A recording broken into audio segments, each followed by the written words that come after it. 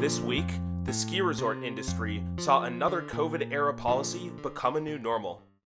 Vail Resorts has confirmed that physical trail maps will largely be a thing of the past after the company limited them for the 2020-21 season due to COVID. Instead, guests will be advised to pull up mountain guides on the Epic Mix app or individual resort websites. Trail maps are set to be available to those who request them at ticket windows, but these will be limited in quantity. The company says the choice not to reintroduce trail maps is an environmental one as part of its commitment to zero, with concerns about paper use and the availability of viable virtual alternatives spearheading the decision. In addition to Vail itself, destinations across Colorado, Utah, Tahoe, Vermont, and the Pacific Northwest will be impacted by this decision. So what should be made of this? To some regular skiers and riders, the decision might seem like a minor inconvenience on the surface. However, there are some Vail-owned mountains, such as Kirkwood, Park City, and Stevens Pass, that don't exactly have the best signage and/or trail map markings across the resort.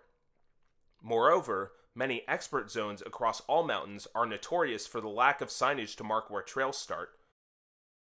These circumstances make physical maps quite critical for those learning a new mountain.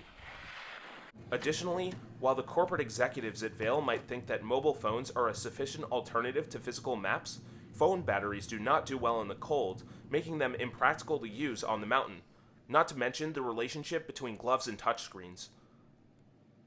On top of that, many resorts lack the cell phone service even necessary to pull up a trail map, although it is worth noting that those who plan in advance can download the trail maps ahead of time.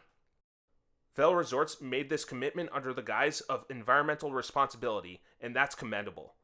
However, we wonder whether they should consider more environmentally friendly ways to produce physical maps, such as using recycled paper rather than removing them from the areas where most guests are likely to find them. At the very least, we hope they'll compensate by adding better signage and more maps across their resorts. It seems those who are in the know may be able to snag maps at the ticket window this winter, but given the ever-increasing proportion of guests who opt for advanced purchase access products, it's less and less likely that visitors will stop by here. Hopefully guests who need one can figure this out.